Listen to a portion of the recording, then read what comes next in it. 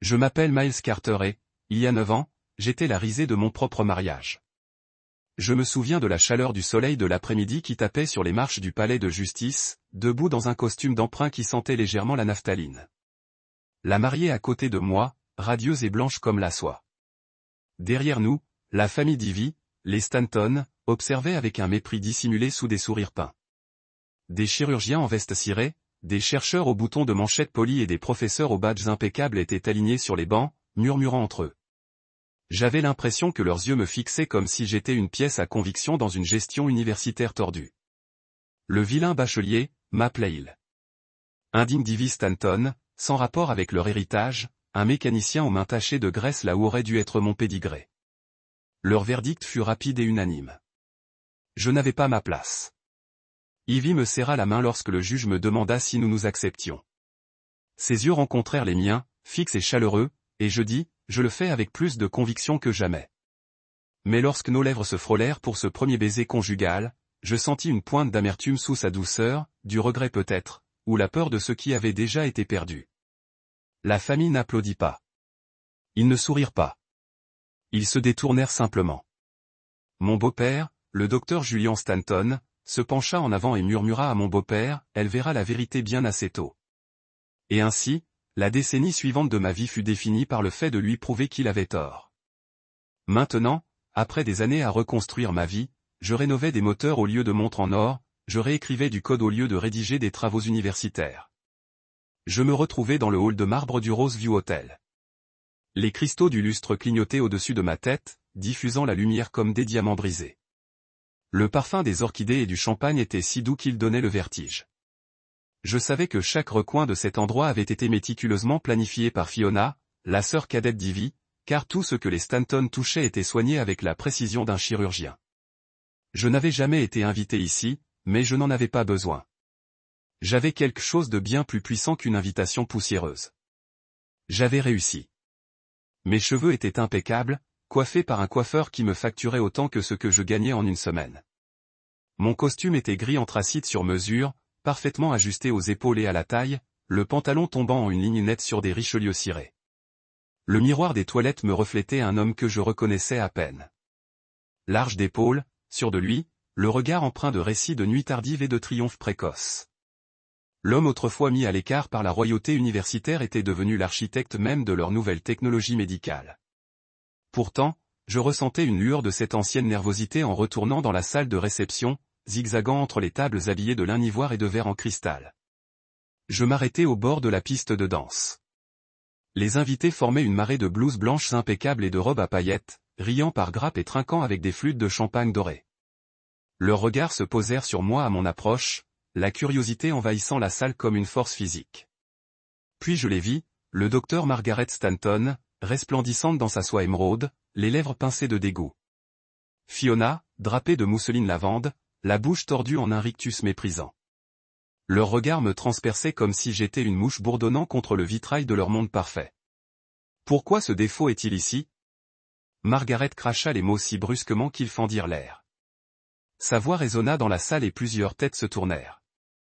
J'ai eu une oppression.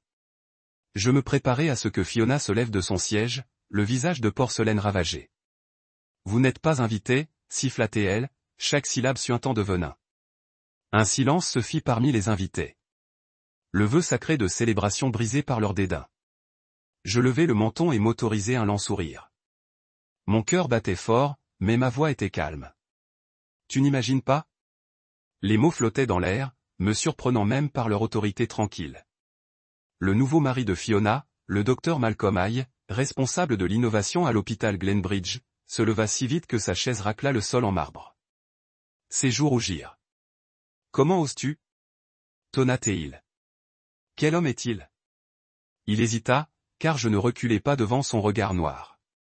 Je me tournai légèrement, balayant la foule du regard avant de me poser à nouveau sur Margaret. Je ne suis pas là pour vous gâcher la fête, dis-je d'une voix mesurée. Je suis là parce que ce soir, vous célébrez l'innovation, bâtie sur la plateforme que j'ai créée. J'ouvris les mains, paumes ouvertes, comme pour offrir la vérité sur un plateau d'argent. Vous me voyez comme un défaut. Vous m'insultez. Vous vous moquez de mon éducation, de mon passé, de ma valeur. Mais cet homme que vous avez effacé est celui dont le travail imprègne tous les systèmes de votre hôpital. Un murmure s'éleva parmi les invités. Des murmures voletaient comme des oiseaux agités. Le visage de Margaret était blême, du mascara maculait ses joues. Le mari de Fiona me fusillait du regard, la bouche ouverte et fermée comme s'il cherchait des mots qui n'existaient pas. Quelqu'un tapota un téléphone et les écrans s'illuminèrent d'articles. La une de Forbes consacrée aux technologies automobiles, la rubrique affaires de WeRed, les gros titres proclamant les systèmes Revcor à la pointe du diagnostic médical. Le même système qui surveillait désormais l'équipement des patients de l'hôpital même que représentait le Dr Aye. Je laissai l'instant s'étirer, savourant la lente reconnaissance qui se lisait sur leur visage. Leur monde avait été bâti sur le pédigré et le prestige, mais l'avenir appartenait à l'exécution et à l'ingéniosité.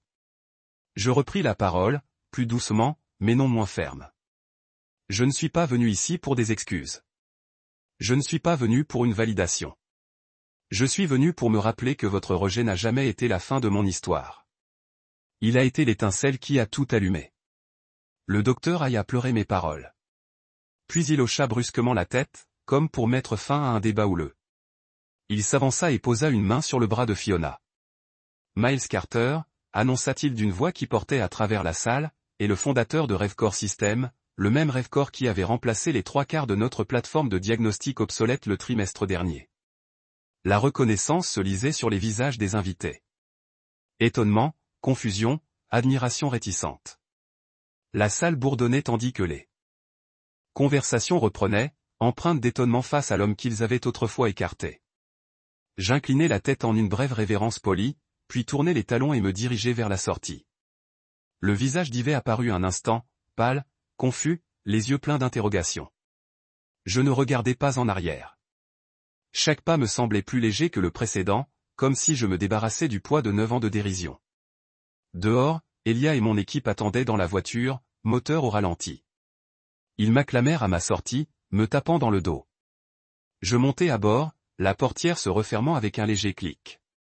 Le vrombissement du moteur sonnait comme une possibilité.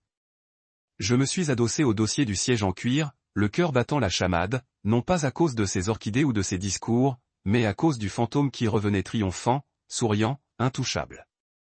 Et quelque part dans le silence entre nous, j'ai senti la vérité s'installer. Je n'avais jamais été le défaut. J'étais le modèle qu'ils ne comprendraient jamais. À l'époque, je n'étais pas ce qu'ils attendaient. Je n'avais ni diplôme, ni pédigré, juste des mains calleuses et un sourire obstiné. J'étais un mécanicien qui aimait leur fille, Ivy Stanton, avec ardeur et honnêteté. Et pour cela, j'étais considéré comme un raté. La salle de réception où j'avais rencontré sa famille pour la première fois ressemblait plus à un amphithéâtre qu'à un lieu de célébration. Des rangées de chaises en acajou drapées de nœuds de satin blanc et des tables disposées comme des postes de laboratoire, chacune avec un programme imprimé qui se lisait comme un programme. Le docteur Margaret Stanton, la mère d'Ivy, présidait tout avec la précision clinique d'un chirurgien en chef, chaque salière, chaque pli de linge, chaque mèche de bougie placée avec une précision troublante. Lorsque Fiona me désigna à ses amis comme la flétrissure familiale, des rires ricochèrent sur la voûte. Ils me traitèrent comme un rat de laboratoire égaré dans un colloque universitaire. Amusant, raisonnable, mais trop humble pour jamais y appartenir. Ivy essaya de maintenir la paix. Elle sourit poliment lorsque sa mère examina mon CV de rat de gare. Son père me questionna sur le diagnostic différentiel et sa sœur corrigea ma prononciation de Stanton comme s'il s'agissait d'un terme médical. « Tu sais comment nous sommes » murmura Ivy en rentrant à la maison ce soir-là dans mon pick-up cabossé. Elle me prit la main dans le noir, les mains tremblantes. Ils sont bien intentionnés, mais la paix avec les loups signifie être dévoré lentement, et je sentais ma confiance s'éroder à chaque fois que le regard de Margaret me survolait depuis sous Archb. Les insultes déguisées en plaisanterie s'accumulaient comme des directives non lues. Des dîners froids où je mangeais de la dinde découpée en rectangles miniatures. Des blagues sur la prednisone lancées à ma tête comme des confettis. Des murmures d'échecs inévitables. Soit, d'hommes en blouse blanche aux initiales brodées. Je crois que l'amour peut combler tous les fossés, mais l'affection seule ne peut combler le fossé entre le privilège et la raison d'être. Lors de nos premières vacances au domaine Stanton, j'ai vu Ivy s'initier aux rituels familiaux, aux toasts manuscrits au coucher du soleil, au récital d'opéra des pianistes, aux débats scientifiques au dîner, le tout sous le regard attentif de ses parents, qui échangeaient des regards fiers chaque fois qu'Ivy parvenait à bien parler leur jargon. Je suis restée silencieuse, me sentant comme une caricature de l'homme qu'elle avait épousé. Chaque question sur mes ateliers mécaniques, mes marges bénéficiaires et ma viabilité commerciale me rappelaient que dans leur monde, celui qui ne publiait pas d'articles ou ne captivait pas les comités de subvention ne méritait pas sa place à table. Je n'ai pas discuté. J'ai essayé d'apprendre leur langage, empruntant des livres sur l'éthique biomédicale, l'apprentissage automatique, le diagnostic, et même en suivant des cours du soir d'informatique. Je voulais prouver que je pouvais m'adapter, mais chaque nouvelle compétence maîtrisée ne faisait que souligner le chemin parcouru depuis leur début. Lorsque je leur ai présenté un plan de modernisation du parc de maintenance vieillissant de l'hôpital, accompagné de projections de coûts et de diagrammes de flux de travail, leurs applaudissements ont été plus glaçants. Le docteur Julian Stanton a hoché la tête pensivement, puis a mentionné du même souffle le manque de qualification médicale de son gendre. « Ivy, ma chérie, les idées de Miles sont charmantes, a-t-il dit. Mais ta mère et moi préférons nous fier aux experts. » Leur rejet n'était pas passif, il était stratégique. Ils ont resserré les taux de l'exclusion si subtilement que je n'ai presque pas remarqué jusqu'à ce que la voix d'Ivy elle-même tremble. Le silence lors des réunions de famille, les invitations qui arrivaient avec des noms barrés à l'encre rouge, et les avertissements chuchotés des amis d'Ivy. Il est trop effronté. Il ne correspond pas à notre profil. Tout était orchestré pour m'éloigner, jusqu'à ce que je me fonde dans la masse lors des réunions du conseil d'administration de sa fondation de vulgarisation médicale. Assis dans un coin, indifférent et dévalorisé, il débattait des subventions que j'aurais pu obtenir ou des technologies que j'aurais pu rationaliser. Mes rêves étaient balayés comme des notes de bas de page inutiles dans leur volume de suffisance. Un soir, après un dîner particulièrement brutal où Margaret avait corrigé ma posture et Fiona critiqué mon nœud de cravate, Ivy m'a invité à me promener avec elle. La lune était un mince filet au-dessus de ma tête et un parfum de magnolia flottait dans l'air. Je l'ai attaquée avec douceur, lui demandant pourquoi elle laissait sa famille me traiter ainsi. « C'est comme ça que tu imagines notre vie ?» Elle m'a serré fort dans ses bras, la voix tremblante. « Ils t'aiment à leur façon, » a-t-elle dit. « J'aimerais qu'ils te voient comme je te vois. » Mais l'aube qui a suivi a apporté une nouvelle preuve de son acquiescement.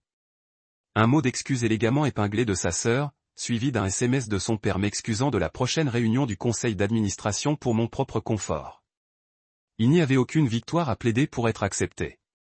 Le point de rupture est survenu lors de ma propre réception de mariage, il y a 9 ans aujourd'hui. Ivy et moi étions debout sous une arche de roses blanches, les invités se balançant au rythme d'un quatuor à cordes, et j'ai scruté la foule à la recherche d'une quelconque chaleur sincère. Au lieu de cela, j'ai trouvé Fiona levant son verre en un salut moqueur, les lèvres étirées en un sourire dédaigneux. Margaret était assise à côté du collègue de son mari, leurs têtes penchées l'une vers l'autre comme pour partager des observations personnelles sur mon manque de raffinement. Il m'observait danser avec Ivy, son rire éclatant et radieux, et pourtant ils restaient séparés, un front uni de désapprobation. Ce soir-là, j'ai compris que l'amour seul ne pouvait pas compenser le poids de leurs attentes. Lorsqu'Ivy a essayé de me consoler par la suite, en me disant que sa famille viendrait, que je n'avais qu'à faire mes preuves. Ces mots me semblaient creux. J'ai regardé mon costume, encore humide de la condensation des flûtes de champagne, et j'ai compris qu'aucun charme ni aucune compétence ne pourrait combler le fossé qui nous séparait. Pendant le trajet du retour, je me suis remémoré chaque regard dur, chaque comète barbelée. À notre arrivée à l'appartement, l'aube avait déjà balayé le ciel, et la rougeur des premières lueurs redonnait à tout un éclat de fraîcheur. Je voulais que notre mariage défie ceux qui s'opposaient à nous. Mais parfois, la résistance exige plus qu'un cœur battant. Elle exige des sacrifices. Je me suis battu jour après jour, réparant des transmissions à l'aube, déboguant du code au crépuscule, argumentant auprès d'investisseurs jusque tard dans la nuit. Chaque fois que la pression de la condescendance de la famille d'Ivy menaçait de m'écraser, je me rappelais ma promesse. J'aimais Ivy plus que son approbation. Mais l'amour sans respect est un lien fragile, et le respect sans amour est un prestige vain. J'avais besoin des deux pour survivre, et mon monde ne m'offrait ni l'un ni l'autre. L'ironie ne m'échappait pas, je construisais un avenir où voitures et machines apprendraient, prédiraient et guériraient. Pendant ce temps, les êtres humains refusaient d'apprendre, de prédire ou de guérir les blessures qu'ils infligeaient. Pourtant, je gardais espoir. J'imaginais le jour où ils me verraient non pas comme un mécanicien ou un paria, mais comme un innovateur qui avait gagné sa place. J'imaginais Margaret admettant avoir eu tort de sous-estimer mes talents, Fiona ravalant sa fierté, Julian reconnaissant que la passion et l'intelligence pouvaient s'épanouir hors du cadre universitaire. J'imaginais Ivy à mes côtés, sans l'ombre d'un regret. Mais l'espoir, comme le chagrin, peut persister indéfiniment sans accomplissement. En sortant de cette salle de réception ce soir-là, les souvenirs de ces premiers jours ont brillé derrière mes paupières. L'assurance insolente d'un homme amoureux, la vulnérabilité brute de celui qui aspire à s'intégrer et la détermination obstinée qui refusait de céder. J'avais appris plus sur moi-même durant ces années de rejet que je n'aurais jamais pu le faire dans le confort. La famille d'Yvais avait essayé de me façonner à leur image, mais dans leur arrogance, ils ne m'avaient appris que la valeur de ma propre forme. Chapitre après chapitre, j'avais réécrit mon histoire. Loin de leur monde, mais plus proche de l'homme que je voulais être. Et ce soir, j'ai réalisé que la version finale devrait être écrite sans eux. Elle s'est terminée en silence. L'air du soir était chargé d'une brume printanière, et la douce lueur des lampadaires m'a guidé jusqu'à notre appartement, tandis que je repensais aux derniers mots d'Yvais. Ils avaient raison. Tu me freines. Je n'avais pas cru au début qu'elle avait déniché son ton de voix à la fatigue d'un autre quart de travail exténuant. Mais le poids de ces mots s'est imposé à moi comme une pierre. Et lorsque j'ai poussé la porte d'entrée, je l'ai trouvée debout dans la cuisine, le visage blême sous les ampoules fluorescentes. Les taches sur la porcelaine de mariage, la photo de mariage décolorée sur le comptoir. Tous les souvenirs tangibles de ce que nous avions juré de protéger. Elle m'a regardé, j'ai frissonné de doute, et je lui ai tendu la main. Et elle était là, l'anneau qui avait autrefois symbolisé notre promesse commune. J'ai fait un pas en avant, puis j'ai réalisé que je n'avais qu'un seul recours. Je lui ai demandé de revenir au salon, mais elle a secoué la tête et est restée plantée là. L'air sentait le café restant et la faible trace de son parfum, une dernière fragrance prélude au départ. Elle déposa délicatement la bague sur le plan de travail en merisier, son anneau doré luisant faiblement contre le grain, et murmura « Ce n'est pas que j'ai cessé de t'aimer. C'est juste que je ne peux plus continuer à prétendre qu'il se trompait à ton sujet. » Sa voix tremblait sur le mot « toi », comme si c'était une lame qui transperçait quelque chose d'essentiel en moi. Je fermai les yeux, goûtant le métal au bout de son doigt, et sentis toutes les insultes des 9 dernières années se répandre dans mes veines. La condescendance de Margaret, le rire de Fiona, le conseil mordant de Julian de la quitter avant qu'elle ne réalise son erreur. Je repensais à toutes ces soirées passées seules, à coder jusqu'à l'aube pour construire le prototype de rêve-corps, me demandant si Ivy reconnaîtrait un jour la vie que je me construisais. Elle avait été mon encre à travers chaque revers, chaque plan de sauvetage raté, chaque investisseur qui se moquait du mécanicien qui code. Mais ce soir, cette encre s'est détachée et a dérivé. Elle déglutit, les yeux brillants. Je suis désolé, Miles. Je pensais pouvoir relier les deux mondes, mais je n'y arrive pas. Ils m'ont convaincu que rester avec toi signifiait abandonner ma famille et mon avenir. Elle prit la bague et la glissa à son doigt. Le geste était si naturel qu'on aurait dit qu'il avait été répété. Je n'avais pas de mots pour répondre. Les histoires que je poursuivais sur l'estime de soi et le potentiel me semblaient creuses face à son abandon. Quand je parlais enfin, ma voix était basse, comme si j'avais peur de gâcher davantage ce moment. Tu te souviens de notre rencontre, demandai-je en m'approchant. Nos regards se croisèrent par-dessus un compartiment moteur graisseux et nous éclatâmes de rire, car le carburateur que nous étions en train de réparer nous explosa au visage. Elle parvint à esquisser un léger sourire à ce souvenir. Je pensais alors que tout ce que nous affronterions serait à nous de vaincre. Elle hocha la tête, mais ce ne fut pas suffisant. Je jetai un coup d'œil à notre faire-part de mariage encadré, jauni au bord maintenant, et compris la vérité la plus simple, l'amour sans conviction mutuelle n'est qu'un écho. Je lui ai tendu la main et lui ai demandé si elle voulait rester prendre un café. Elle a de nouveau secoué la tête, les larmes aux yeux. Non, a-t-elle dit doucement. Je dois y aller. Avant que je puisse trouver une autre excuse, elle s'est détournée, sa silhouette se dessinant dans la faible lumière du hall. Je l'ai regardée s'éloigner dans le couloir, valise à la main, le bruit du tissu frottant sur le parquet résonnant comme un signe de ponctuation. Puis le silence s'est installé, absolu et implacable. Le tic-tac de l'horloge murale était bien trop fort, marquant chaque battement de cœur d'une ponctualité implacable. Je me suis affalé dans le fauteuil en cuir que nous avions choisi ensemble, les coussins chauds de son corps. J'ai fermé les yeux et laissé le silence m'envahir. Mon souffle était le seul mouvement dans la pièce. Dans ce silence, je ressentais le poids de 9 années de compromis. Chaque regard de correction de sa famille que j'avais enduré. Chaque insulte que j'avais ravalée par amour. Chaque nuit où je suis resté alors que j'aurais peut-être dû partir. Tous les sacrifices que j'avais faits pour gagner une place à ses côtés se sont envolés en un instant. À un moment donné, l'épuisement m'a gagné. Ma tête s'est appuyée contre la coudoir du fauteuil et j'ai sombré dans un sommeil agité, hanté par des fragments de notre vie commune. Mes mains graisseuses d'huile de moteur, ses mains glissant dans les miennes. Mon enthousiasme pour notre premier pitch de start-up. Sa fierté malgré le scepticisme de ses parents. Le soir où nous avons dansé seuls dans le salon, en dansant sur notre chanson préférée près de la fenêtre. Dans mes rêves, elle se tenait au bord d'une falaise, me faisant signe de la rejoindre, puis reculant hors de portée. Je me suis réveillé le cœur battant, la gorge sèche, la lumière du soleil filtrait à travers les rideaux comme un jugement. Quand je me suis levé, l'appartement était vide. Plus aucune trace de lierre. Plus de tasse à café, plus d'épingles à cheveux égarés, plus de parfums persistants. Seule l'alliance posée sur le plan de travail de la cuisine m'attendait. Je l'ai ramassée et tournée entre mes doigts, son anneau lisse reflétant la lumière du matin. Cela me semblait plus lourd que n'importe quel composant de moteur, plus lourd que les fardeaux que je portais en construisant Rêvecore. Et puis j'ai fait quelque chose que je n'avais pas prévu. J'ai souri, non pas parce que j'étais content qu'elle soit partie, mais parce que je réalisais que je n'avais plus rien à perdre. Les papiers du divorce sont arrivés quelques jours plus tard, livrés avec le même détachement clinique que chaque confrontation que j'avais endurée. J'ai signé sans discuter, l'encre glissant sur la page comme un serment silencieux envers moi-même. Pas d'avocats appelés, pas de « s'il vous plaît » de dernière minute. L'absence d'Yves résonnait plus profondément que n'importe quelle dispute.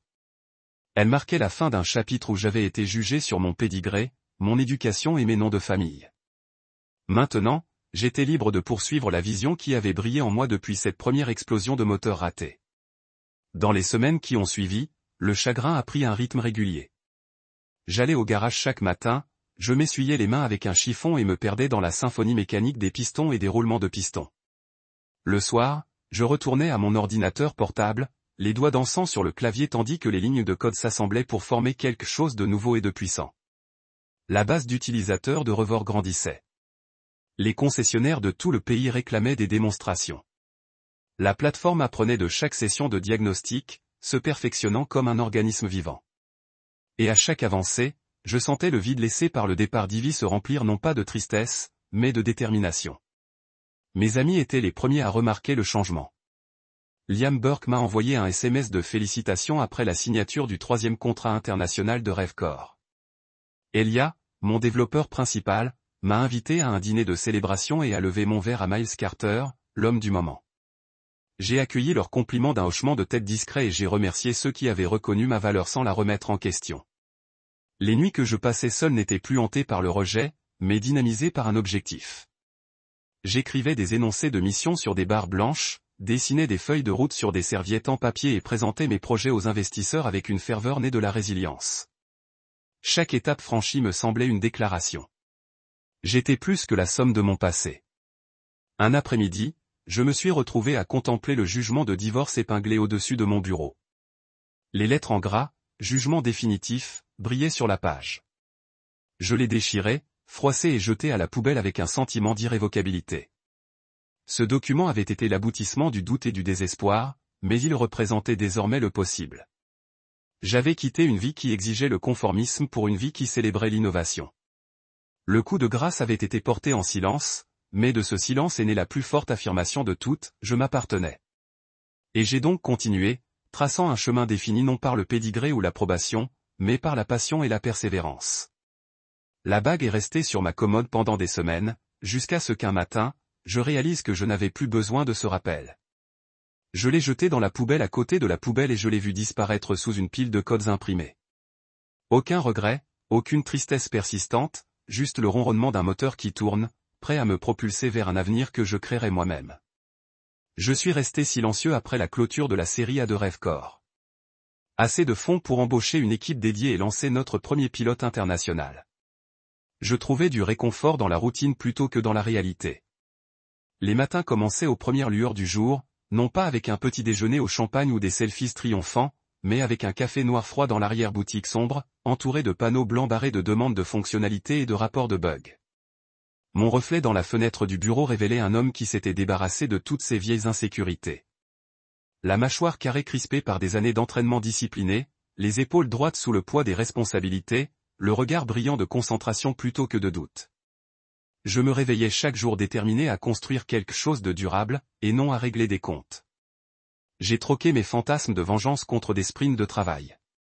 Si j'éprouvais de la colère envers la famille Divi, envers les remarques désobligeantes et les exclusions discrètes, elles se dissipaient dès que j'allumais mon ordinateur portable. Les lignes de code offraient plus de satisfaction que les confrontations imaginaires. Un email particulièrement désagréable d'un client potentiel qui me comparait avec dédain à un mécanicien n'a fait qu'alimenter un marathon de codage de 12 heures pour optimiser le module de détection d'anomalies de RevCore. Alors que les taux d'erreur diminuaient et que la vitesse de diagnostic s'améliorait de 20%, l'amertume dans mes entrailles cédait la place à une véritable euphorie. Il était bien plus gratifiant de gagner le respect par la réussite que de le susciter par la vengeance. Ma routine était impitoyable mais équilibrée. À l'aube, j'ai concocté une séance de CrossFit de 40 minutes. Box jump, kettlebell swing, rope climbing, chaque mouvement me rappelant que la force se forge par des progrès progressifs. Après l'entraînement, j'ai pris une douche, enfilé un costume gris anthracite sur mesure qui soulignait mon évolution professionnelle, et me suis rendu au loft où se trouvait notre petit siège social, au-dessus d'un ancien garage automobile. Dans l'ascenseur, j'ai salué notre réceptionniste, Simone, qui avait toujours du café frais à disposition. Au 6e étage, l'odeur de l'expresso se mêlait au léger bourdonnement des serveurs dans la salle de données adjacente. Les réunions quotidiennes ne duraient pas plus de 15 minutes. Elia, mon développeur principal, a présenté les étapes importantes de la veille. Sophia, notre designer UX, a fait la démonstration de tableaux de bord repensés. Marcus, le responsable marketing, a partagé les retours des utilisateurs de la version bêta. Mes questions étaient précises, mes directives claires. Chaque membre de l'équipe a respecté la clarté et le respect que je leur témoignais. 10 ans plus tôt, des qualités inimaginables auraient été inimaginables. À midi, je me suis glissé dans la salle de démonstration où nous entretenions un banc d'essai, une berline à moitié démontée connectée au capteur de RevCore. J'ai pris une interface portable, effectué des diagnostics et observé le système signaler un désalignement du capteur de position du vilebrequin. Un rapide recalibrage plus tard, l'alerte a disparu. J'ai souri à Elia derrière moi. Bonne lecture, ai-je dit. Déplaçons cette mise à jour vers le serveur de test. L'après-midi, les appels des investisseurs remplissaient mon agenda. J'ai exploré les questions concernant l'expansion du marché et les partenariats d'intégration avec les fournisseurs d'équipements chirurgicaux. Ironique, étant donné que la famille IV dominait théoriquement ce secteur. J'ai exposé les points forts de l'adaptation du moteur d'apprentissage automatique de RevCore pour prédire les besoins de maintenance des appareils d'imagerie médicale, réduisant ainsi les temps d'arrêt coûteux. Mon ton était collaboratif, prospectif, jamais vindicatif. Lorsque les investisseurs ont sondé ma motivation, j'ai répondu honnêtement. Mon moteur n'est pas la colère, mais la curiosité. Je veux voir jusqu'où cette technologie peut aller.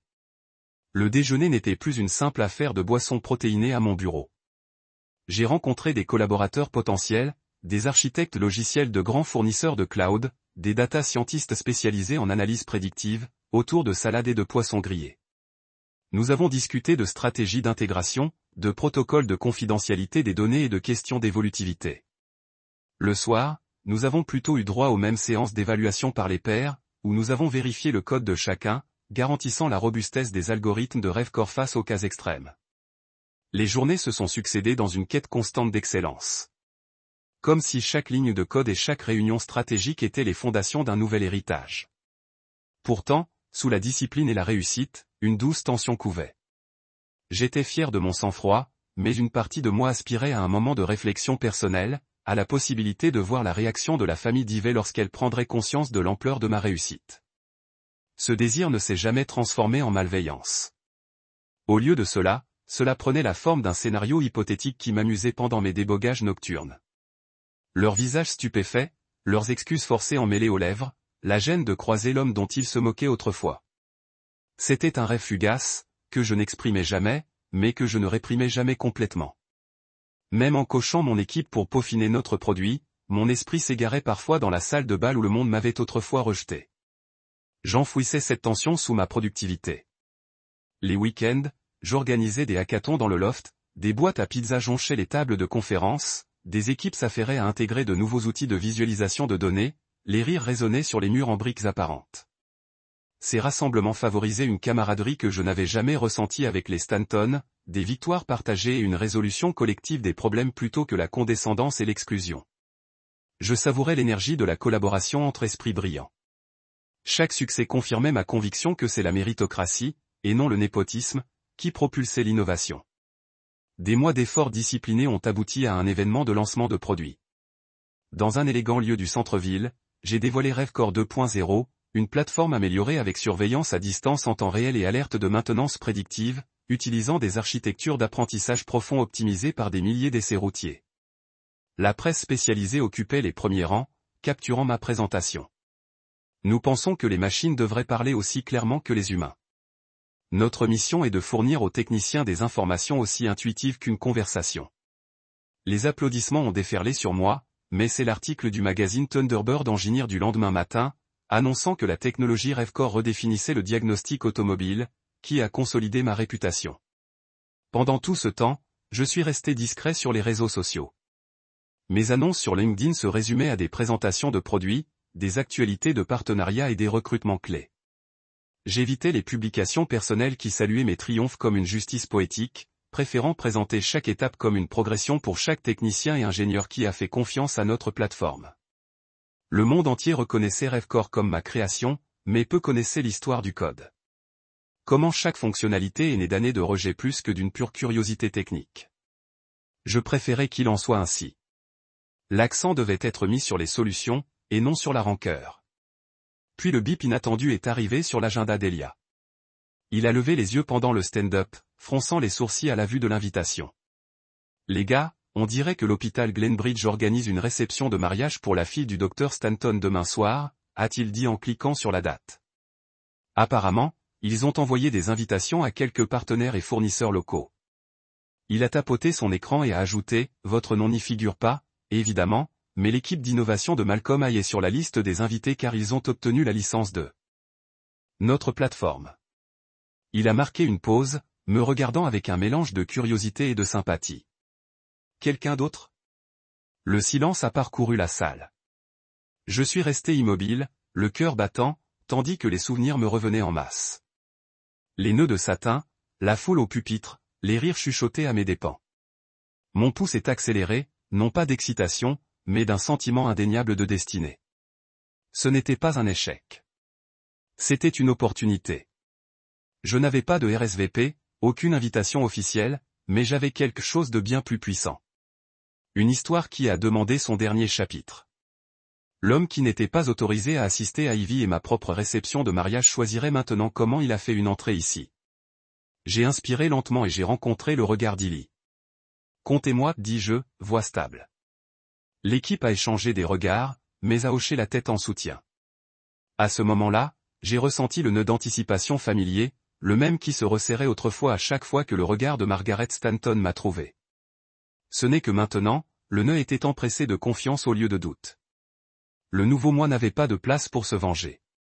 Pourtant, il était clair que rien ne semblait plus exaltant que la perspective de retourner sur la scène où j'étais autrefois une punchline.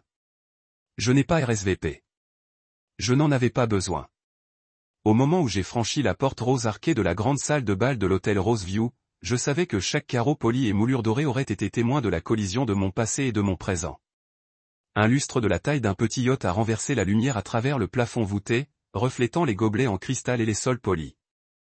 Velvet draps encadrés de grandes fenêtres et un quatuor dans le coin du corse Lego les notes de legato de leurs instruments comme des vers tincés et rigolaient et pratiquaient des crescendos. C'était l'étape même où il y a 9 ans, je me tenais comme un marié tremblant, désireux d'épouser Ivy Stanton, seulement pour être jeté comme une blague par les gens qui ont juré qu'ils l'aimaient. Ce soir, la même salle était devenue une vitrine pour tout ce que j'avais construit en leur absence. Je m'arrêtai à l'entrée, ajustant les liens de manchette qui portaient le logo discret de Revor, 2 engrenages imbriqués que j'avais conçus moi-même. Mon costume de charbon de bois ressemblait à une armure adaptée pour sculpter la force dans de larges épaules et rationaliser ma silhouette. Sous le revers, un carré de poche blanc croustillant faisait allusion à la précision plutôt qu'à la prétention. Mon cœur a pulsé, mais mon visage est resté immobile. J'avais répété ce moment dans d'innombrables permutations, faisant l'assaut de furie, confronté à Margaret Stanton Idon, prononçant un discours qui réduirait son hôtel académique au décombre. Pourtant, alors que la mélodie douce du quatuor me l'avait, j'ai réalisé que le spectacle n'avait jamais été mon objectif. Mon objectif était simple. Pour occuper un espace, ils m'ont autrefois interdit et pour le posséder sans excuse.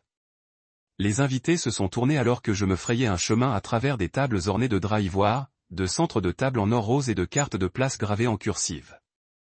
Les chirurgiens blancs de l'hôpital Glenbridge se sont mêlés aux camarades de recherche et aux robes de cocktail. Les redevances académiques ont circulé tandis que les serveurs portaient des plateaux de canopes de saumon fumé et décadent ou des mers. J'ai reconnu le mari de Fiona, le docteur pour Malcolm, salue en toute confiance les derniers protocoles d'imagerie neuronale. À proximité, les cousins d'Ivy riaient derrière les flûtes de champagne, scannant la foule pour le divertissement de la soirée. Je pouvais presque entendre leurs pensées. Que fait-il ici? Leur incertitude a crépiré comme statique dans l'air, un prélude électrique à la révélation. J'ai dérivé vers l'arrière du couloir, à l'improviste et non comptabilisé sur n'importe quelle liste d'invités. Mes étapes ont été mesurées, chacune se rappelle que je ne leur appartiens plus. Pourtant, une partie de moi avait envie de voir le moment que la reconnaissance vacillait dans leurs yeux. Au moment où ils ont réalisé que le garçon taché de graisse dans lequel ils se moquaient une fois était devenu l'innovateur qui a maintenant alimenté sa technologie. Je me suis arrêté sur une table d'appoint où le personnel de restauration a rempli du champagne. Ma réflexion scintillante dans un panneau en miroir derrière eux. Je me suis permis une inhale lente, savourant la chaleur de la pièce et le bourdonnement bas de voix dérivant sur moi comme une marée. Ce n'était pas l'exclusion silencieuse de mon mariage. Ce soir, je n'étais ni caché ni licencié. C'est alors que Fiona m'a repéré. Elle était prête par l'arc floral à la scène centrale dans une robe de mousseline blush qui a attrapé la lumière à chaque mouvement subtil. Son sourire se figea alors que son regard se verrouillait sur le mien. Pour un rythme cardiaque, la pièce semblait se taire, les violons du quatuor qui s'arrêtent aux 1000 notes. J'ai vu dans ses yeux un mélange de choc et de peur. Choqué que j'avais osé retourner sans invitation et craindre que ma présence ne défait pas le récit parfait qu'elle avait aidé à tisser. La main de Fiona trembla légèrement alors qu'elle levait sa flûte et ses perles à son poignet ondulaient comme des gouttes de pluie autour d'elle. Les invités assemblaient depuis le changement. Ils ont incliné la tête, pris entre la curiosité et la reconnaissance. Sécurité. Fiona aboya, voix tranchante et cassante comme si elle brisait l'illusion de la civilité. Deux assistants discrètement en uniforme planaient à ses côtés, me scannant avec une urgence polie. Un murmure collectif gonfla et tous les yeux se tournèrent vers la grande entrée. Pour la première fois ce soir-là, je me suis avancé dans leur vue, les épaules carrées, le dos droit, les coins de ma bouche s'inclinant vers le haut dans un sourire faible mais confiant. La pièce bourdonnait alors que les chuchotements éclatent. N'est-ce pas Miles Carter? Malcolm a traversé la foule, se séparant des sympathisants avec une urgence protectrice. Il s'est placé entre moi et les détails de sécurité de Fiona, son expression un mélange d'indignation et d'admiration. Comment osez-vous? Fiona cracha, mais ses paroles lui prenaient la gorge tandis que Malcolm s'éclaircit. Puis-je te le rappeler, Fiona, dit-il, calme et mesuré. Que c'est Miles Carter, le fondateur de Revor System. Son ton portait dans le silence chargé comme un verdict. Des halètements ont ondulé à travers l'assemblage. Les chirurgiens, qui m'avaient considéré comme sous leur avis, échangeaient maintenant des regards surpris. Les chercheurs ont redressé leurs revers, luttant surprise dans des expressions contrôlées d'intérêt poli. Le quatuor a repris sa mélodie, mais les notes tremblaient, prises entre hésitation et résolution. J'ai fait un pas délibéré en avant, levant un coup de main dans un geste courtois et inflexible. À cet instant, le temps semblait ralenti, chaque seconde s'étire assez longtemps pour absorber chaque détail. La houle de la jupe de Fiona, la ligne serrée de la mâchoire de Margaret Stanton, la façon dont la position protectrice de Malcolm s'est adoucie dans la fierté. Ma voix a traversé le silence, mesuré et croustillant. Bonsoir. Je me suis excusé pour l'intrusion, mais je me sentais obligé de vous rejoindre ce soir. Je m'arrêtai, laissant le poids de mes mots s'installer. Cette pièce m'a rejeté autrefois. Cette famille m'a autrefois ridiculisé, mais ce soir, vous célébrez l'innovation, et cette innovation, il s'avère, est née de mes propres mains. Les murmures se levèrent à nouveau, cette fois, allongés d'incroyable plutôt que de mépris. J'ai tenu leur regard inébranlable. Je ne suis pas là pour faire une scène, continuai-je. Je suis venu parce que je respecte le travail que vous faites, et parce que je voulais assister de première main à la célébration des progrès construits sur la plateforme que j'ai créée. De l'autre côté du couloir, les yeux d'Yves ont trouvé le mien, son expression illisible. Les lèvres de Fiona se séparèrent comme pour parler, mais rien n'a émergé. Le silence est revenu, enceinte de possibilités. Des applaudissements lents et réguliers ont commencé. Pas les applaudissements polis des hôtes obligeant une apparence de camé, mais la réponse authentique et curieuse des gens se rendant compte qu'ils avaient sous-estimé une personne essentielle à leur mission. Malcolm s'est éloigné, m'offrant de l'espace pour se déplacer librement parmi les tables. Le détail de sécurité se détendit, remettant à l'anonymat. À ce moment-là, j'ai compris que la pièce avait changé. Cela m'avait accepté non pas parce que je l'ai exigé, mais parce que j'ai incarné les valeurs qu'il chérissait, l'innovation, la persévérance et le courage de revenir ininterrompu. J'ai hoché la tête à Ivy, qui se tenait à l'extrémité de la piste de danse, encadrée par une cascade de roses blanches et de lumières scintillantes. Sa bouche trembla comme si elle cherchait les bons mots. Mais je ne l'ai pas attendu. Au lieu de cela, j'ai pris un verre de champagne d'un serveur qui passe, je l'ai soulevé dans un toast silencieux dans la pièce et je me suis permis le plus bref sourire de satisfaction. L'homme qu'ils interdisaient autrefois de la fête était maintenant un invité honoré simplement en raison de ses réalisations.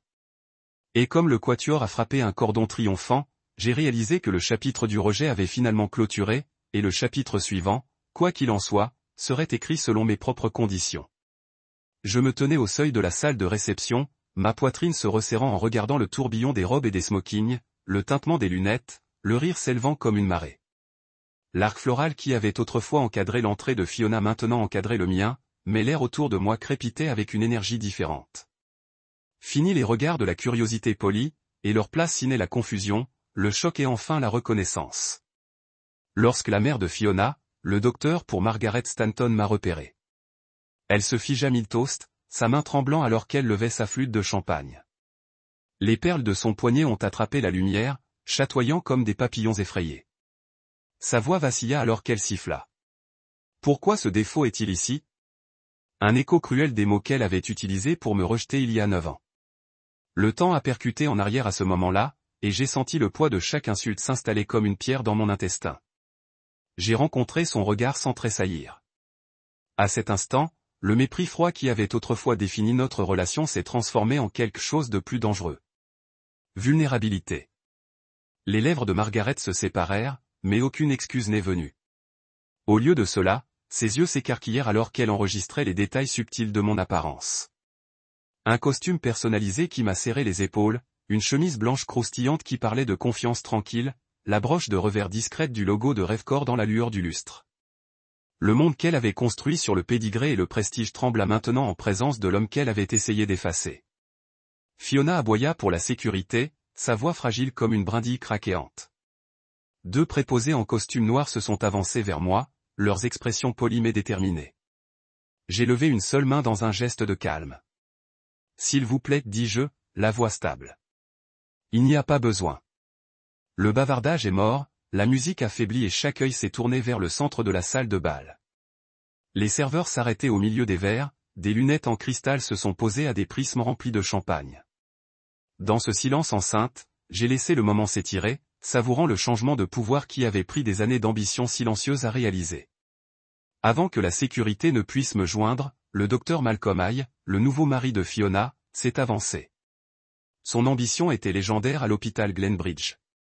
Il avait défendu l'acquisition de la plateforme de diagnostic de Revcor il y a quelques mois à peine. Il plaça une main ferme sur le bras de Fiona, ses yeux se verrouillant sur le mien. « Avez-vous une idée de qui est cet homme » demanda-t-il, la voix basse mais assez résonnante pour traverser la foule étouffée. Sa question était rhétorique. Des halètements résonnaient comme des chuchotements de vent dans un couloir désert alors que la reconnaissance se mettait sur les invités assemblés. J'ai incliné ma tête en reconnaissance. Le docteur Haye a raison, dis-je. Je suis Miles Carter, fondateur de Revcor Systems. Mes mots ont atterri comme des pierres jetées dans de l'eau immobile, ondulant dans la pièce. Les chirurgiens en manteau blanc ont échangé des regards surpris. Les chercheurs en robe à cocktail me regardaient comme si j'avais poussé des ailes. En tant que fondateur de la technologie même qui a propulsé les unités de diagnostic de pointe de Glenbridge, je n'étais ni interlopé ni défaut. J'étais l'architecte de leur révolution médicale. Les téléphones ont émergé comme des lucioles synchronisées, des caméras clignotantes, des écrans qui clignotent avec de nouveaux titres. Le fondateur de Revor System a repéré Astan en célébration. Mechanic Turn Tech Visionary émerge un lieu improbable. Le bus a gonflé jusqu'à ce que les serveurs reprennent leur pas, tissant entre les invités comme si rien ne s'était passé, bien que tout ait changé. Le visage de Margaret épuisé de couleur. Sa robe sur mesure tomba sur les épaules. La teinte émeraude maintenant aussi creuse que la salutation. Qu'elle m'avait refusé. Le phare à joues de Fiona de Triomphe a disparu, remplacé par un regard de choc. J'ai fait un pas mesuré en avant. La piste de danse en bois grinça sous mes chaussures polies, et j'ai senti la pleine force de l'histoire. La piqûre de ce moment avait alimenté chaque lever de soleil qui a suivi. Chaque heure, j'ai passé à affiner des algorithmes, à assembler une équipe, à forger des partenariats mondiaux. Le sentiment n'était plus de l'amertume, mais une satisfaction austère comme regarder un puzzle méticuleusement construit se côtoyer finalement. J'ai soulevé mon verre de champagne, une promesse cristalline et effervescente, et j'ai laissé mon regard balayer la foule. Vous n'avez aucune idée, n'est-ce pas? J'ai répété les paroles de Margaret il y a des années, mais cette fois, ils ont atterri comme un miroir à leur propre ignorance. La pièce se tait à nouveau, plus lourde cette fois, chaque rythme cardiaque audible dans le silence. Vous m'avez rejeté comme indigne. Vous m'avez appelé un défaut, impropre à Ivy Stanton. Mais il s'avère que le défaut était dans votre jugement, pas en moi. Un murmure de crainte, d'incrédulité et d'admiration réticente a percuté les invités. Xavier, le chef de la cardiologie de l'hôpital, haussa un sourcil et hocha la tête vers moi comme s'il reconnaissait une vérité attendue depuis longtemps.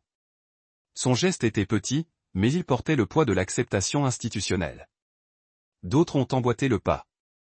Les applaudissements scintillaient d'abord comme des bougies hésitantes, puis ont gonflé dans une véritable ovation, non pas pour un voleur de scène, mais pour l'autorité silencieuse que je commandais maintenant. Margaret fit un pas en avant, sa voix tremblante alors qu'elle tentait de récupérer un semblant de dignité.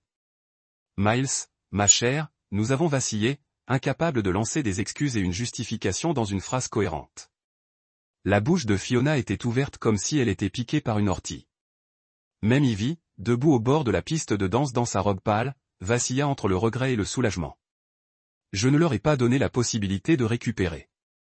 Je ne suis pas là pour les excuses, dis-je, la voix calme mais résolue. Je suis ici pour célébrer les progrès, l'innovation et le pouvoir de la persévérance. La plateforme de Revor gère des diagnostics sur 4 continents, prédit des échecs de moteurs avant qu'ils ne se produisent, et permettent aux entreprises de millions de personnes en matière de maintenance. Elle est née d'un désir de résoudre des problèmes, de ne pas régler les scores. Ce soir, vous faites du toast une nouvelle union, mais je sais que la fondation que vous célébrez a été posée par une personne que vous avez jugée une fois inondée. Les chuchotements m'ont suivi. Face à une lumière avec des sourires triomphants. J'ai fermé les yeux un instant, je ne ressentais aucune envie de vengeance, seulement la ruée exaltante de la justification sans méchanceté. Les invités du mariage se souviendraient de cette nuit, non pas pour ses fleurs ou ses discours, mais pour le fantôme qui est revenu et la vérité qu'il incarnait. J'ai commencé la voiture et je me suis éloigné, laissant les lumières de l'hôtel Roseview s'évanouir dans mon rétroviseur. Leur monde continuerait, mais il n'y avait plus de place pour les défauts là-bas, seulement des possibilités encore à réaliser. Et alors que les lumières de la ville scintillaient, je savais que mon voyage venait de commencer. Je me tenais dans la lueur tranquille du couloir de l'hôtel, le cœur battant toujours le crescendo de la révélation derrière moi. Le silence du couloir moquette se sentait surréaliste après le tumulte dans la salle de bal. Pendant un moment, j'ai fermé les yeux et j'ai laissé le souvenir me se laver. La mâchoire de Margaret Stanton y lige. La bouche de Fiona a gelé la plainte au milieu. La posture protectrice du docteur Malcolm se fait passer à une fierté réticente. Ces secondes avaient ressenti une vie. La tension de 9 ans se dissolvant dans l'espace d'une seule déclaration. J'étais Miles Carter, fondateur de Revor System. Pas le mécanicien de coloration à graisse qu'ils ont rejeté, mais l'architecte de la technologie même qui a maintenant alimenté leur monde. Je me suis expiré, me stabilisant contre le mur de marbre frais, les doigts broutant sa surface polie. Un clic doux a annoncé l'approche d'une femme de chambre poussant un chariot de service chargé de serviettes fraîches. Elle me regarda, les sourcils levèrent et chuchotèrent « Bonsoir », avec la discrétion de la pratique du personnel de l'hôtel habitué aux clients à chaque échelle du succès. J'ai hoché la tête en retour, savourant l'ironie. À ce moment-là, je ressentais plus d'invités qu'intrudés, plus d'initiés qu'outsiders. Derrière les lourdes portes doubles, l'écho faible des cordes du quatuor a dérivé. Je pouvais encore entendre le murmure des conversations, le tintement de cristal alors que la salle de bal revint à sa célébration. Mais le récit s'était déplacé dans cet espace sacré. J'avais récupéré mon histoire. Je ne serais plus la punchline des blagues familiales d'Ivy Stanton. J'étais le fondateur dont ils avaient besoin, mais je n'aurais jamais pu imaginer. Un doux buzz sur mon téléphone m'a ramené au présent. C'était Ellie. Tout est clair. Voiture prête quand vous l'êtes. J'ai glissé le téléphone dans ma poche et j'ai pris un souffle mesuré. Le trajet en voiture à l'avance offrirait du confort. Le bourdonnement du moteur, la camaraderie de mon équipe, l'exaltation partagée d'un secret bien entretenu jusqu'au moment idéal. J'ai redressé ma cravate et lissé le revers de ma veste, garantissant que chaque pli était impeccable. Même maintenant, après tout ce que j'avais réalisé, j'ai reconnu comment la présentation pouvait passer du respect avant que les mots ne soient prononcés. J'ai franchi le seuil dans le vestibule de la salle de bal, où deux préposés m'ont donné un signe de reconnaissance plutôt que de soupçon. L'un a offert un sourire discret. Peut-être qu'il avait eu vent de l'agitation. Ou peut-être qu'il a vu la broche rêve-corps sur mon revers et s'est rendu compte que l'homme était autrefois interdit à la fête de l'autorité que n'importe quel chirurgien dans une couche blanche. Je lui ai donné un signe de tête et passant devant des piles de cartes d'invitation et de programmes jetés jusqu'à ce que j'atteigne le stand de voiturier. Elia se pencha contre le chrome poli de la berline en attente, les bras pliés, les yeux brillants avec fierté. Derrière lui, nos trois développeurs de base, Sophia, Marcus et Lena, ont partagé des félicitations silencieuses. Ils avaient regardé de loin la soirée se dérouler. Rétieux à entrer sous les projecteurs, mais prêt à me soutenir sans réserve, je me suis permis un sourire privé. Leur loyauté et leur talent ont alimenté chaque ligne de code qui portait mon nom. Prêt ? La voix d'Elia a traversé ma réouverture. Toujours, répondis-je, remettant ma veste avant de glisser sur le siège arrière. Le cuir m'a embrassé comme un allié familier. Je me suis bouclé et je me suis tourné vers lui et un désir de prouver dans le miroir arrière. L'air sentant la pluie trempée de la pluie et la promesse de la ville. Pas d'appel d'Ivy, pas de message du clan Stanton, seulement du bourdonnement des pneus sur l'asphalte et du rythme régulier de ma propre confiance. J'ai pensé à Ivy, son expression lorsque j'ai déclaré mon identité pour la première fois. Le regret et la surprise se sont mariés sur son visage, et je me demandais combien de temps il lui faudrait pour concilier l'homme qu'elle avait abandonné avec le succès qu'il incarnait maintenant. Mais c'était son chemin pour naviguer, pas le mien. Mon objectif mettait l'accent sur la prochaine itération de Rêve-Corps, sur de nouveaux partenariats dans les soins de santé qui pourraient adapter nos diagnostics à l'équipement hospitalier, sur la maintenance pour les technologies en herbe qui manquaient de pédigré mais possédaient une conduite implacable. Notre premier arrêt a été le bureau, un loft converti bourdonnant avec des déploiements de codes de nuit et des appels clients internationaux. Là, dans la lueur des moniteurs et sous le bourdonnement des supports de serveurs, je reviendrai au travail qui me définissait vraiment. Le succès n'était pas une révélation unique, mais un parcours continu d'innovation. J'affinerai nos algorithmes, élargirai nos réseaux de capteurs et construisai un héritage qui a transcendé toute querelle familiale ou snob social. Alors que les lumières de la ville s'échappaient devant les fenêtres teintées, je me suis permis une dernière réflexion. Le pouvoir de s'éloigner propre. Dans cette salle de bal, j'avais dit ma vérité et perturbé leur récit. Je n'avais pas besoin de discours vindicatifs ou d'ondes publiques. Ma présence, calme et non forcée, en dit long. Je leur avais montré que la résilience et la créativité ont survécu aux préjugés et aux pédigrés. C'était le vrai triomphe. La voiture s'est arrêtée à l'extérieur de notre parking de bureau. Elia a tué le moteur et s'est tournée vers moi. Les yeux. Demain, nous commençons l'intégration avec Ridgeway Medical. Il a dit. Ils sont impressionnés par la démo. J'ai hoché la tête, l'anticipation en remuant dans ma poitrine. De nouveaux défis ont fait signe et je les ai accueillis comme de vieux amis.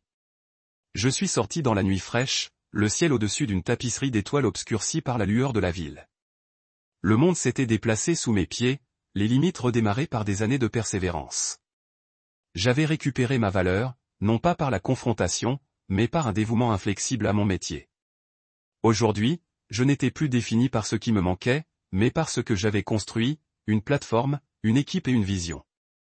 Et alors que je franchissais le seuil dans notre bureau, j'ai embrassé le chapitre suivant, un qui n'a pas écrit malgré mon passé, mais à cause de cela. J'ai regardé Margaret Stanton se lever de son siège, les lèvres tremblant alors qu'elle cherchait des mots qui pourraient combler le gouffre qu'elle avait créé. Les grandes fenêtres de la salle de bal ont encadré sa silhouette contre la cour à la lune au-delà, une métaphore involontaire pour sa distance de moi. Miles, ma chère, commença-t-elle, voix vacillant. Nous avons mal compris. Vous aviez toujours un potentiel, elle s'est précipitée comme si le potentiel était un prix de consolation plutôt que le fondement de chaque avancement que leurs hôpitaux appréciaient maintenant. Julian Stanton s'éclaircit la gorge à côté d'elle, lissant les revers de sa veste de designer. Nous étions durs avec vous, a-t-il proposé. C'était hors de préoccupation. Vous comprenez, n'est-ce pas? Ces paroles tenaient dans les airs comme un diagnostic mal formé. Clinique mais dépourvu d'empathie. J'ai tenu leur regard standard, en notant le trémor in Margaret. J'ai été facile de déchaîner chaque barbecue que j'avais collecté silencieuse au fil des ans. Indispensable au monde dont ils m'ont exclu. Vos mots signifient bien maintenant, mais ils auraient signifié il y a plus de 9 ans. Je m'arrêtai pour laisser cela pénétrer. Elle et Julian ont échangé un coup d'œil qui parlait de regret et de défensive dans une égale mesure. Mais il ne s'agit pas de m'excuses, continuai-je en avançant dans le cercle des lustres brillants. Je ne suis pas revenu pour recueillir des confessions ou pour exiger la reconnaissance. Je me suis retourné et j'ai interrogé la foule. Chirurgien en manteau blanc, chercheur avec curiosité gardée, collègue de Glenbridge qui me considérait maintenant avec des hochements de tête respectueux. Je suis revenu pour me rappeler quelque chose de critique. J'ai dit, le rejet n'est pas la fin. C'est le début de la réinvention. Une ondulation d'ascension murale a augmenté parmi les invités alors qu'ils absorbaient la vérité de ces mots. Je n'étais plus la silhouette romantique ou l'ex-X. J'étais un témoignage vivant de la transformation. Fiona planait au bord du rassemblement, son rougissement s'estompant dans un remords en cendres. Ivy se tenait à proximité, l'expression illisible, les yeux brillants d'émotion. J'ai verrouillé les yeux avec elle un instant, à la recherche de la fille qui croyait une fois en moi suffisamment pour se tenir à côté de moi. Et je ressentais de la compassion plus que de la colère, mais je n'ai rien dit.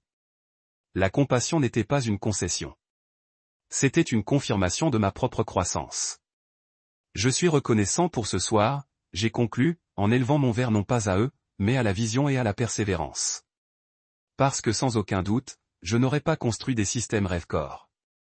Sans votre mépris, je n'aurais pas trouvé ma voie. Et sans votre apathie, je n'aurais jamais réalisé ma valeur. Un doux applaudissement a commencé, délibéré et sincère, comme les invités ne reconnaissaient pas que leur monde avait cherde. Au lieu de cela, elle a offert un signe de respect fragile. J'ai rejoint Elia et notre équipe par le voiturier. De notre voiture, le coussin en cuir m'accueille comme l'étreinte d'un étranger qui connaissait ma valeur. Le ronronnement du moteur était une cadence réconfortante, me rappelant que les progrès avançaient. Alors que nous nous éloignons, l'hôtel s'allume derrière nous. Je ne ressentais aucune amertume, seulement une joie tranquille. J'ai compris maintenant que la justification la plus puissante ne nécessite aucune excuse, seulement la preuve de sa propre évolution. Et dans cette compréhension, j'ai trouvé la liberté. Je me suis plongé sur la banquette arrière de la voiture, la tension de la nuit se dissolvant dans le moulin doux de moteur au ralenti. À l'extérieur, les lumières de l'hôtel Roseview recula comme des étoiles éloignées, et je laisse le moment s'installer dans un apesanteur exaltant. Après 9 ans d'attente tendue et d'endurance silencieuse, mon équipe s'est assise à côté de moi, les yeux brillants avec un triomphe et un soulagement. Personne n'a parlé. Les mots se seraient sentis inutiles. Dans notre silence partagé, il y avait la compréhension tacite que ce soir marquait non seulement une victoire personnelle, mais une étape importante dans toutes nos vies. Elia me regarda, un sourire tirant sur ses lèvres. Eh bien, il a dit enfin, c'était quelque chose. J'ai offert un sourire de riz en retour, resserrant ma veste contre l'air frais de la nuit. Quelque chose en effet, répondis-je. Le courrier électronique tardif de Livet, des excuses provisoires, une douce reconnaissance de l'homme que je ne l'ouvrais pas. Ma valeur avait été prouvée dans les algorithmes et les témoignages de clients, dans la confiance de mon équipe, dans le respect d'une industrie qui m'a rejeté. Tirant dans la gamme de stationnement, j'ai éteint le moteur. La lueur des moniteurs s'est infiltrée à travers les fenêtres du loft, promettant de nouveaux défis, des mises à jour des fonctionnalités, des tests d'intégration, des déploiements mondiaux. Je suis sorti dans l'air croustillant et j'ai inhalé profondément, savourant le péché de possibilités. Derrière moi, la mémoire de l'hôtel s'estompa. Devant, une étendue d'ambition s'est déroulée. J'ai pensé à la ronronnement lisse du moteur après une mise au point réussie, des lignes de compilation de code sans erreur, de la première fois qu'un client a appelé pour dire que Revcore les avait sauvés des milliers de temps d'arrêt. Ce soir, j'avais rappelé au Stanton que le rejet peut alimenter la réinvention. Demain, je rappellerai au monde que le vrai pouvoir ne réside pas dans le pédigré, mais dans la persévérance. Je me dirigeais vers l'entrée du grenier avec des progrès déterminés. Chaque pas un témoignage de l'homme que je deviendrai. Un Bund, sans contrainte et totalement imparable.